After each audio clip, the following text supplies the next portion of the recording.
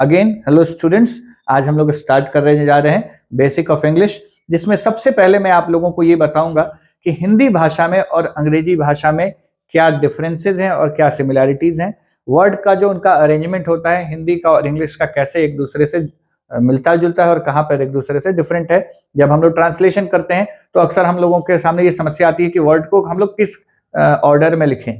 ठीक है, तो आज जो हम लोग क्लास स्टार्ट करने जा रहे हैं ये आने वाले एक आध महीने तक कंटिन्यू चलेगा, जिसमें आप लोगों को कंप्लीट बेसिक इंग्लिश के बारे में बताया जाएगा और बीच में जो कुछ भी एक्स्ट्रा जरूरत होगी इन पीडीएफ के अलावा मैं वो सारी चीजें आपको बताऊंगा और बोर्ड पर भी बताऊंगा। तो चलिए आज स्टार्ट करते हैं हम लोग आज से इस चीज की पढ़ाई को। देखिए, आप लोग जैसा देख पा रहे होंगे ऊपर लिखा हुआ है हिंदी वर्सेस इंग्लिश। देखिए, हिंदी भाषा जब हम लोग बोलते हैं या लिखते हैं तो उनके शब्दों का एक अपना क्रम होता है और अंग्रेजी भाषा जब लिखते हैं तो उनके शब्दों का अपना क्रम होता है। दोनों का अलग अलग ग्रामर है। तो निश्चित है कि अंग्रेजी भाषा के ग्रामर लिखने वालों ने हिंदी भाषा पढ़ के या उसको ट्रांसलेट करके तो बिल्कुल नहीं बनाई होगी। इसलिए हम लोग इंग्लिश की हर बात को मतलब हिंदी के ट्रांसलेशन से अगर कंपेयर करेंगे तो गड़बड़ होगा। तो आगे जैसे जैसे हम लोग बढ़ेंगे मैं आपको बहुत सारी ऐसी चीजें सिखाऊंगा जहां पे आपको लगेगा कि ट्रांसलेशन कुछ और कह रहा है लेकिन सेंटेंस का पैटर्न कुछ और है। तो आइए स्टार्ट करते हैं। देखिए, आप देख सकते हैं बोर्ड पर आपके सामने एक सवाल है, राम कल मेरे घर आ रहा है। तो आपको क्या लगता है, राम कल मेरे घर आ रहा है, तो अगर मैं हर शब्द की अंग्रेजी उसके नीचे लिख दूंगा तो क्या वो अंग्रेजी सेंटेंस हो जाएगा? आइए देखिए, अगर मैं राम के नीचे राम लिख दूं, कल के लिए चूंकि सेंटेंस ऐसा लग रहा है कि अभी आया नहीं है तो पास्ट नहीं है, तो कल का मतलब यहां टुमारो हो गया।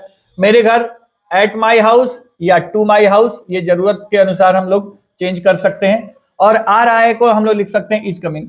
तो क्या आपको ऐसा लगता है कि राम कल मेरे घर आ रहा है, अगर मैं इसको इंग्लिश में लिख दूं Ram tomorrow at my house या to my house is coming, तो इंग्लिश में ये हो जाएगा? जी नहीं। ये जो हिंदी का सेंटेंस आप देख रहे हैं राम कल मेरे घर आ रहा है, ये अपने हिंदी के वर्डों के मतलब वर्ड्स के अरेंजमेंट के अनुसार है, शब्दों का जो क्रम होता है उसका अनुसार है, जबकि ये बिल्कुल गलत है। क्यों? क्योंकि अगर हम हिंदी के शब्दों को हूबहू इंग्लिश में वैसे ही लिख देंगे तो सेंटेंस का जो ऑर्डर है वो बिल्कुल गलत हो जाएगा। तो आइए हम लोग इसको देखेंगे कि हिंदी और अंग्रेजी के जो वर्ड्स का ऑर्डर होता है वो कैसे होता है, ताकि अगर हम हिंदी को इंग्लिश में ट्रांसलेट करें या इंग्लिश को हिंदी में ट्रांसलेट करें तो हमें वर्ड के अरेंजमेंट में कोई दिक्कत ना हो। इसके लिए मैंने आपके सामने एक ये 4 सेंटेंसेस लिखे हुए हैं, जरा इनको गौर से अगर आप देखिएगा तो आपको पता चलेगा कि क्या सिमिलैरिटीज है और क्या डिफरेंस है। देखिए, पहले सेंटेंस में देखिए मैंने लिखा है मैं पढ़ा रहा हूं।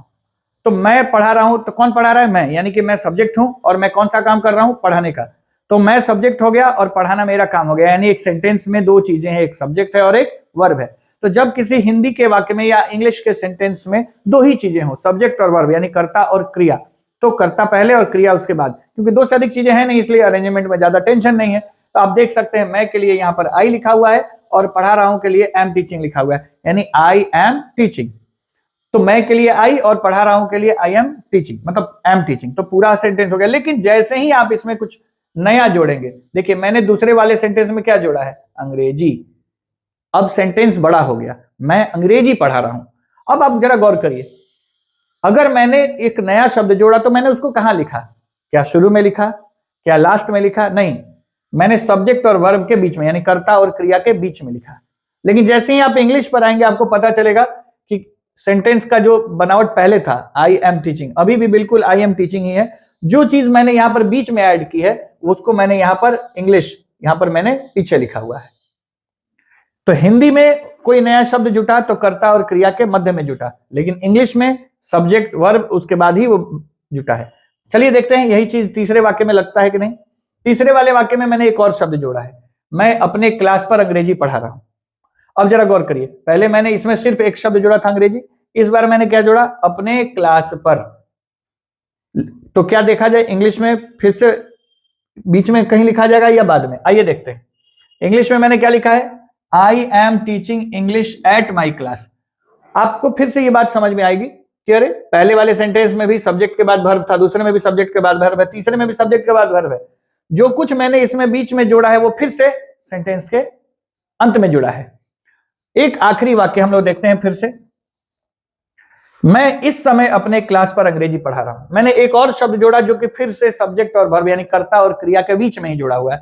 अभी भी ये शब्द लास्ट में या पहले नहीं जुड़ा हुआ है, लेकिन इंग्लिश में आप आइएगा तो फिर से आपको क्या दिखेगा, सब्जेक्ट के बाद वर्ब, जैसे इसमें सब में सब्जेक्ट के बाद वर्ब दिखा, सब्जेक्ट के बाद वर्ब दिखा। तो इन 4 सेंटेंसेस से एक बात तो क्लियर हो चुकी है कि हिंदी और अंग्रेजी के वाक्य में एक जो बेसिक डिफरेंस है कि हिंदी में कर्ता सबसे पहले और क्रिया सबसे अंत में है, जबकि अंग्रेजी में कर्ता और क्रिया एक दूसरे के तुरंत बाद यूज किए गए हैं। यानी कि सेंटेंस जो है वो सब्जेक्ट और वर्ब जो है इंग्लिश में हमेशा एक दूसरे के साथ आता है और हिंदी में एक दूसरे से सबसे दूर रहता है। आप इसको ऐसे समझ लीजिए जैसे हम लोग भारतीय हैं, तो भारतीय परंपरा में अतिथि देवो भव का प्रचलन है। तो जब भी हमारे पास कोई आता है तो हम हमेशा अपना स्थान उसे दे देते हैं। जैसे मान लीजिए कि आप किसी टिकट की लाइन में खड़े हैं, आपकी ट्रेन को आने में अभी समय है, आप तभी एक व्यक्ति दौड़ता हुआ आया और उसने कहा कि मेरी ट्रेन आने वाली है, कृपया मुझे टिकट ले लेने दीजिए। तो आप भी कहते हैं अच्छा ठीक है आप आगे लग जाइए। बिल्कुल यही स्वभाव हमारे हिंदी के वाक्य का होता है। जब हमारा कोई शब्द नया जुड़ता है तो वो कर्ता और क्रिया के बीच में ही जुड़ता है, ऐसा ज्यादातर होता है। अब जिस प्रकार से कुछ ऐसे भी तो लोग हो सकते हैं ट्रेन लाइन में, नहीं हम आपको नहीं लेने देंगे, हम पहले खुद ही लेंगे टिकट। तो वाक्य में भी इस तरीके की परिस्थिति आ सकती है कि कई बार ऐसा होगा कि नहीं हम पहले ही जुड़ेंगे, नहीं हम बाद में ही जुड़ेंगे, हम बीच में नहीं जुड़ेंगे। हाँ, लेकिन ये ध्यान रखिएगा कि क्रिया जो होती है वो 99.9% या यूं कहिए 100% सेंटेंसेज में हिंदी वाक्य में अंत में ही होती है। कर्ता के पहले हो सकता है कि जैसे मैं कल आ रहा हूं की जगह मैं कल मैं आ रहा हूं।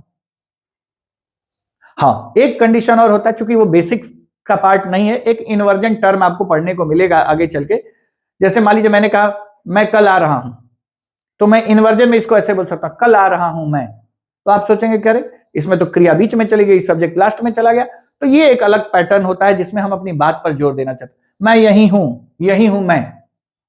तो इन्वर्जन एक डिफरेंट चीज है जिसका बेसिक्स में अब जिक्र तो नहीं करेंगे, आगे चल के आपको बताएंगे कि एक इन्वर्जन टर्म होता है। तो देखिए मैं जो भी चीजें आपको बेसिक्स में पढ़ा रहा हूं कई रिजिड चीजें नहीं है, मैं एक फाउंडेशन एक फंडामेंटल वाली चीजें बता रहा हूं कि ऐसा सामान्यता होता है। यानी most of the sentences are written in this format, in this structure.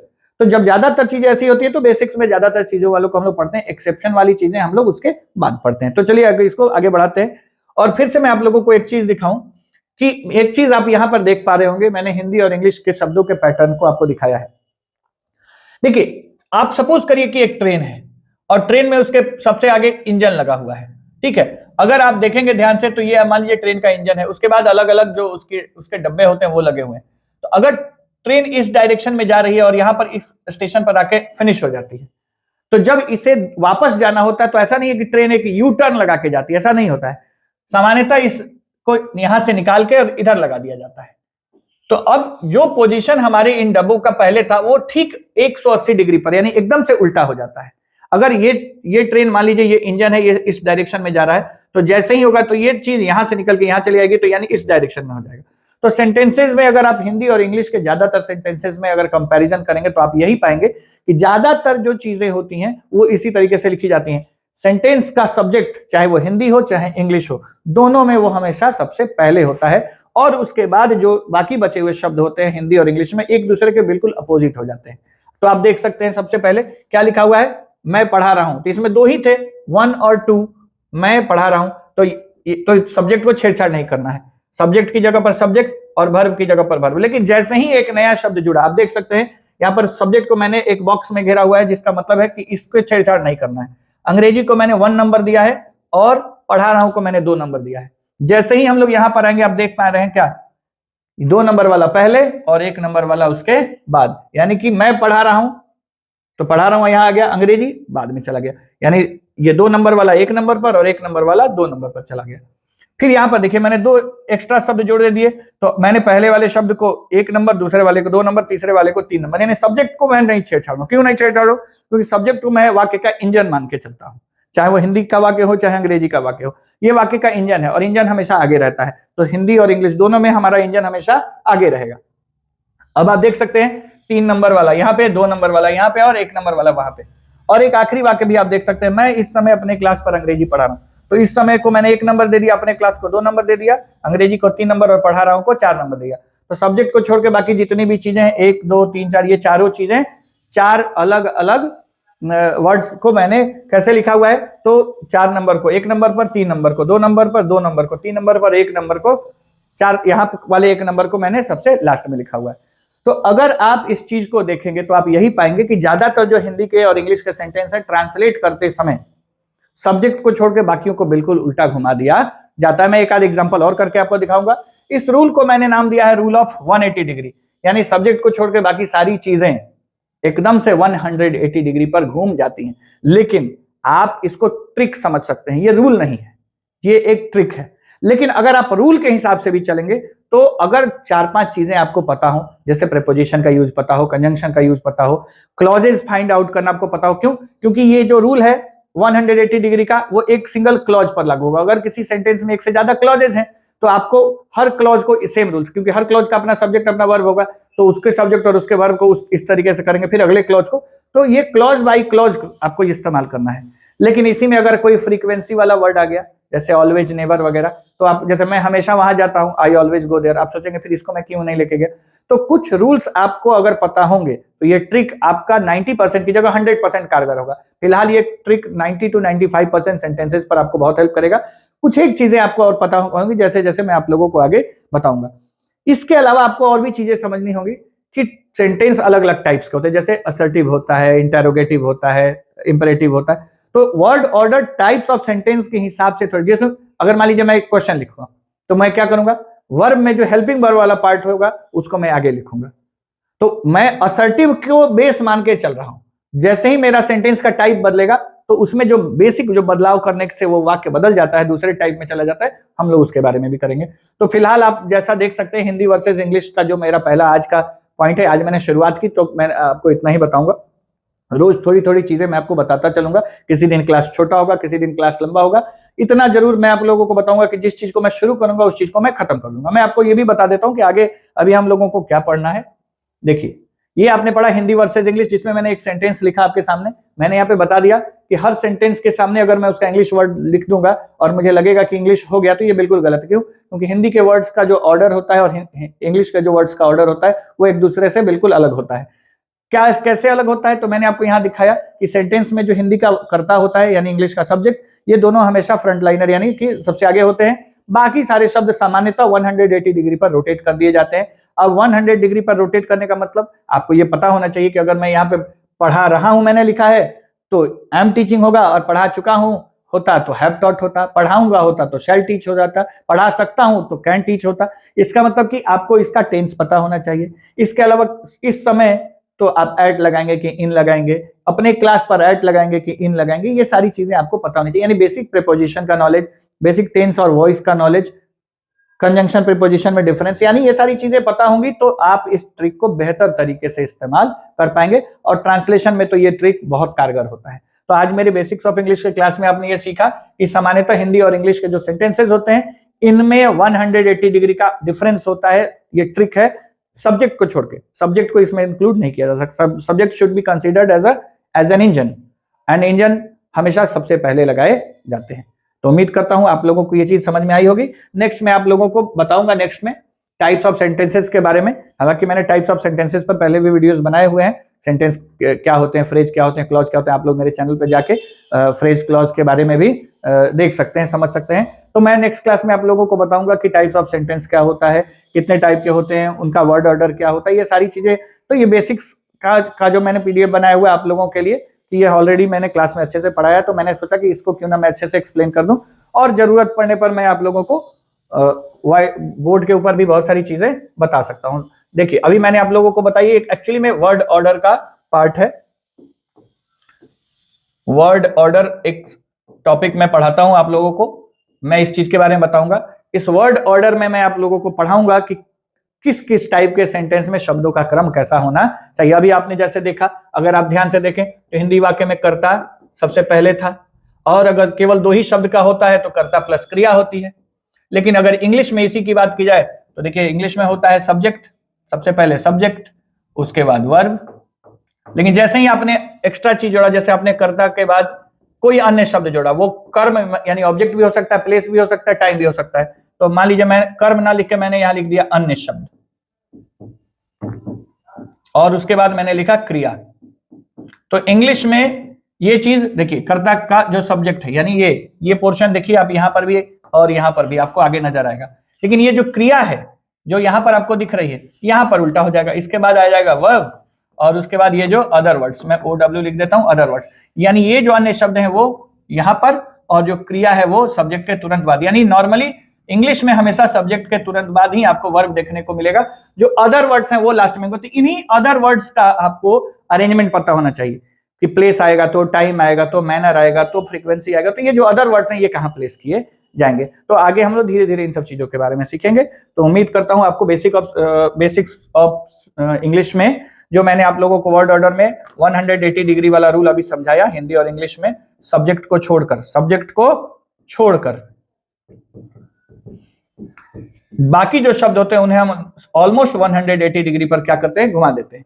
अब 180 डिग्री पर घुमाने का मतलब ये समझ लीजिए, अगर मैं कहूंगा लाल कुर्ता तो कुर्ता लाल नहीं होगा, उसको इंग्लिश में रेड शर्ट ही लिखेंगे क्योंकि वो दोनों ज्वाइंट शब्द हैं। अगर मैं कहूंगा मेरे साथ तो विथ मी होगा, क्यों? क्योंकि प्रीपोजिशन, और जैसे आप देख लीजिए, मान लीजिए मैंने कहा घर में, तो इसको आप उल्टा लिख सकते हैं, मे को पहले लिख देंगे, घर को बाद में, मे इन द हाउस।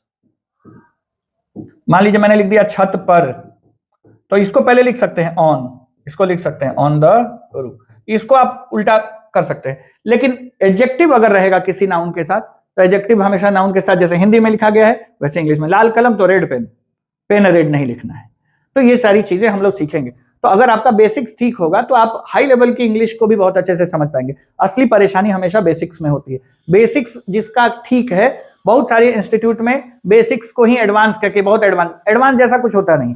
अगर आप बेसिक्स में मजबूत हैं, अगर आपका बेसिक्स अच्छा है, तो आपको पता है कि सेंटेंस की मूल संरचना क्या होती है, what is the standard order और स्ट्रक्चर ऑफ अ सेंटेंस। तो उम्मीद है कि आप लोगों को यह समझ में आया होगा, अच्छा भी लगा होगा। ठीक है, मैं काफी दिनों से इंग्लिश पढ़ा रहा हूं, मैं काफी दिनों से वीडियोस बना रहा हूं, बीच में मैंने एक ब्रेक लिया हुआ था संसाधनों की कमी के चलते या समय की कमी के चलते, लेकिन मैंने इस बार ठान लिया है कि मैं आप लोगों को translation, grammar, word, spoken English, even literature से संबंधित चीजें जो भी पॉसिबल होगा, मैं आपको सारी चीजें यूट्यूब पर या भविष्य में अपने ऐप्स पर आप लोगों को जरूर पढ़ाऊंगा।